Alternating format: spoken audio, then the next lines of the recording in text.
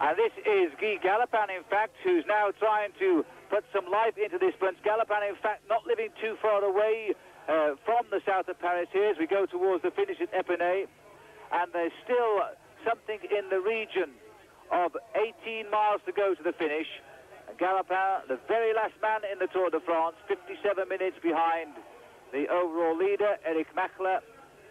And the last time check we had on that lone breakaway by the Colombian rider Cadena is that he is now only 6 minutes and 52 seconds ahead. So in the last few miles, he's lost 6 minutes of his lead, and he looks to be struggling. Well, Phil, you can notice here on his front forks a mileometer, which will keep him informed of the speed he's doing. And I would think I wouldn't like to use something like that, because as you can see yourself tiring, you probably start the break and you're riding about 45 kilometers an hour, and it's numbered in front of you. So as you get weaker and weaker, you can see the speed dropping down. I don't think that would be my idea of an advantage.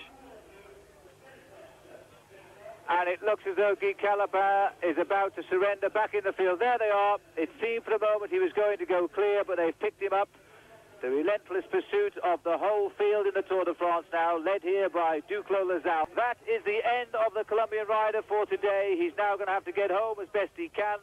He's 200 pounds richer, but it was a hard way to earn your living today. He's been in the lead for 4 hours. And now the attacks are coming. And it looks to me as though we've got ANC on the attack again now. Hello. And is this Palov on the attack? Svetoslav Palov for ANC gets second place on the line. This is going to be a great day out. And Theo de Roy was behind him. So Palov, who was delighted that he won 30 bottles of champagne yesterday, and in fact, because of course Cadena was caught just before passing under that banner, that's £40 in the bank for ANC today. And the first time this Tour de France, an ANC man on the top, taking a 6-second bonus. Well done, Svetoslav Palov.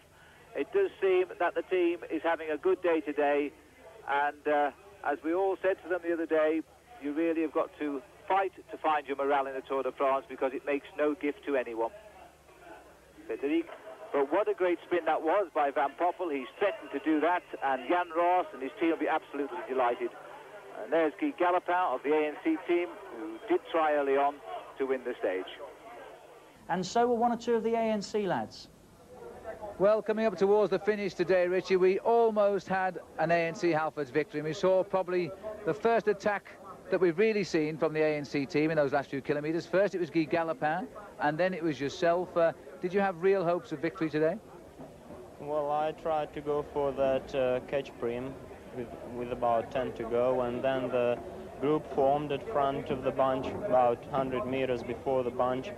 So I thought it might work out, but either few of the riders didn't want to work or they just couldn't, because, you know, if in such a group everybody must work, otherwise no chance, and the bunch caught us. But I still tried to stay at front.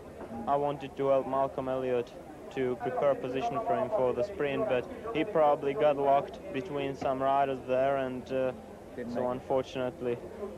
And this has been a terribly hard start for the team, Svetoslav, but you seem to be managing okay. But what is wrong with the ANC team as a team at the moment? I think we're not used to this style of racing. It can't be compared with racing in England, and this race is extremely hard. I've never ridden a race as hard as this one. Even the top stars here think it's very hard, and in fact the hardest stages are still waiting for us. What's the morale like in the team? Is it very low, or is it coming back? It wasn't very good in the beginning, because it was just unbelievable, the first stage. But now, as I said before, we're getting better, and still more and more riders can go well in the race, and really I think sometimes we can be seen at front, and that's good. From what you've seen, being in the hot seat in the big peloton throughout the day, who do you think is going well enough to win the Tour de France? It's very hard to say. I think everything will change many times, the overall positions, because, as I said, the hardest stages are still before us, and also the long time trial after tomorrow will mix the placing very much.